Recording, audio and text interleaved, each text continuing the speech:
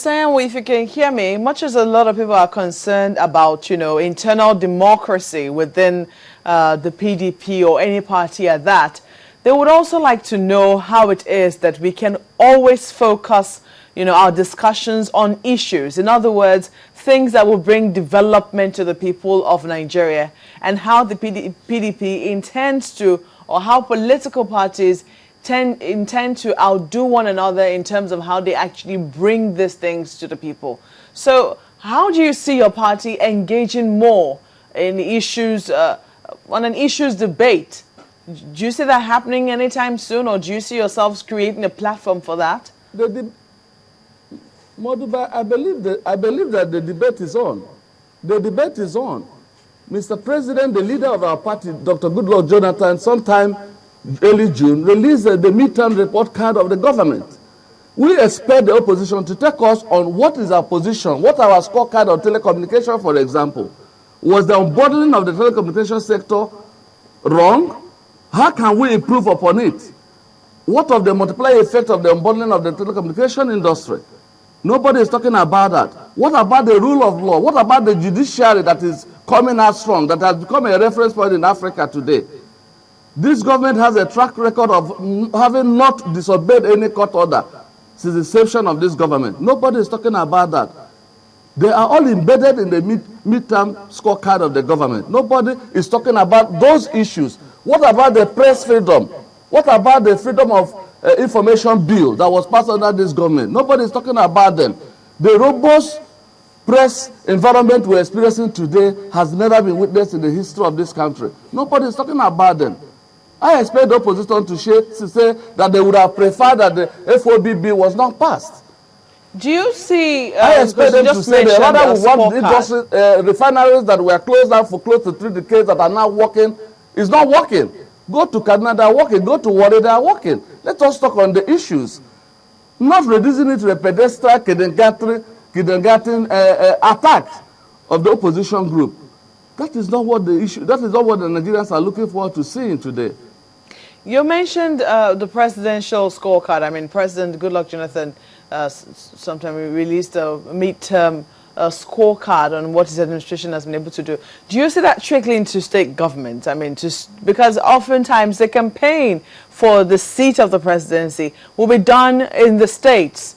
So do you see a case where the PDP is going to say, for us to be able to come out stronger towards 2015, we would like our governors to release their own scorecards? Maybe that would be able to spur the opposition in the area of, bringing all of this talk and discussion towards issues. The pointers are there. The pointers are there, that... Please go ahead. Okay, I wanted to say, Bodube, that the pointers are there that PDP is moving steadily to getting Nigeria better. And we're talking about the performance of the states.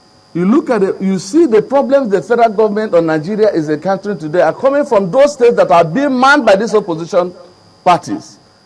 Talk of Yobe, talk of Meduguri, Borno State. These are states under the Buhari's party.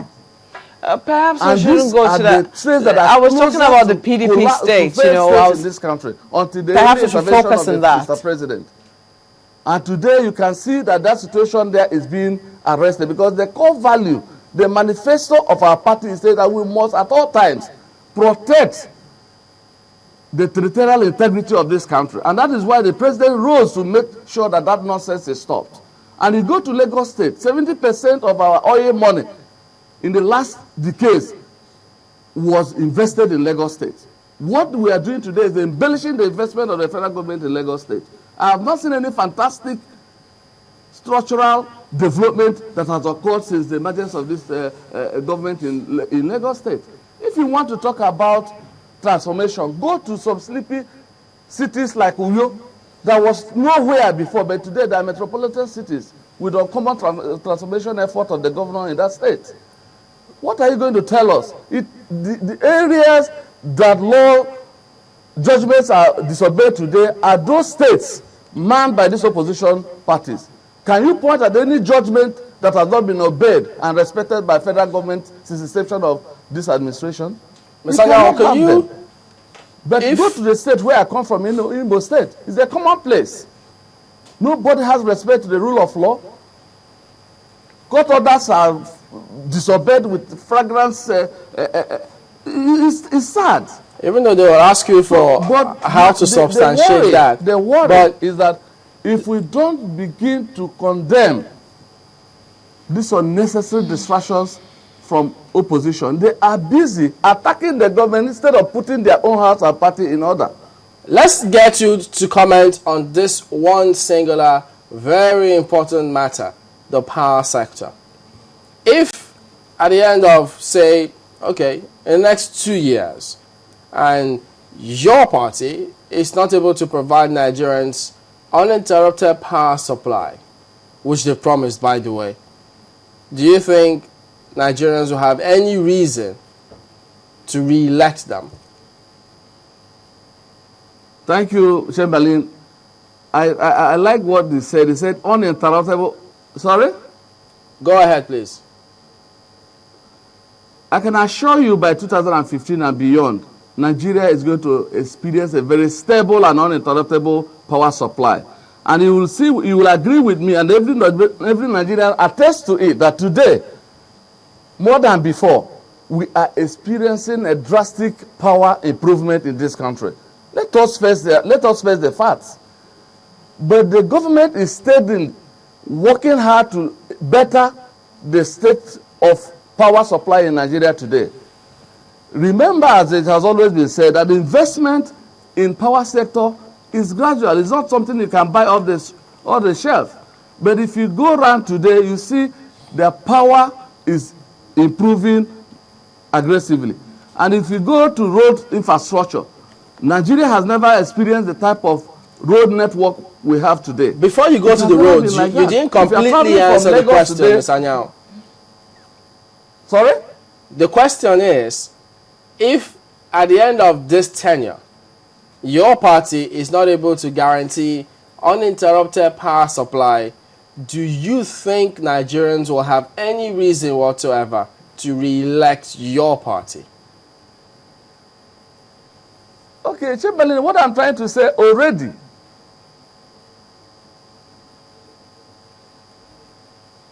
if I understand your question, evidence is abound that the power sector is improving, and that by before 2015, we are going to receive massive success in the sector. Presently, the process is at a cruising level, and Nigerians are attesting to it. And I believe, going by the record and the speed of development and success that is being recorded in that sector, they will vote for PDP in 2015. Yeah, but I'm not talking about what is going on at the moment, but I'm asking because they will always debate that. But I'm asking, at the end of this tenure, if we don't have uninterrupted power supply in this country, because that's what your party has promised, should we have any reason to re-elect your party? I thought it's a simple, straight yes or no. Yes. Thank you very much. The party stands by its promise. I want to assure you that the PDP stands by its promise. And, hello? Go ahead. I can assure you that the party stands by its promise. And going by the sustainable progress that is being recorded in that sector, we are going to surpass the record and promise we made to Nigerians. Well, anyway, I think I should just put this across to you lastly before we go. The coming of PDM, the coming of PDM as well as APC, don't you think that would have depleted your following as we coast to this election?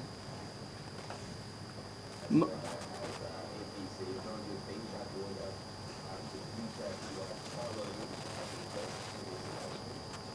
It has not at all. It's the same people.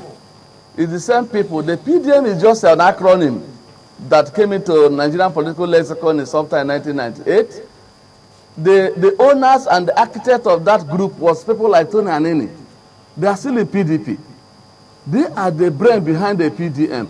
The worry Nigerians are beginning to have today, remember in 2007, 2006, the protagonist of PDM was lured by the AC people. And he fell for it. And I pray that this time, as a statesman, he will not create job for his voice again by joining them. He's a foundation member of our great party. He has suffered for the party, but he has to, at this stage of his life, be stable. I can assure you that PDM is just an acronym.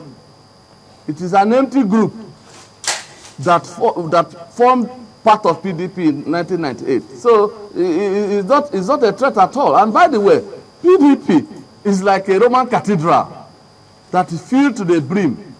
A few people are struggling to leave the house because they could not get seats, while a multitude of others are outside struggling to come into the cathedral. So nothing but to make sure that everybody prays for this country, to make sure that this guerrilla opposition group don't overheat the system unnecessarily. All right, Mr. Lonje Sanyao is a former commissioner in Imo State and a member of the People's Democratic Party. Thank you very much indeed for speaking with us today on Sunrise Daily. Thank you.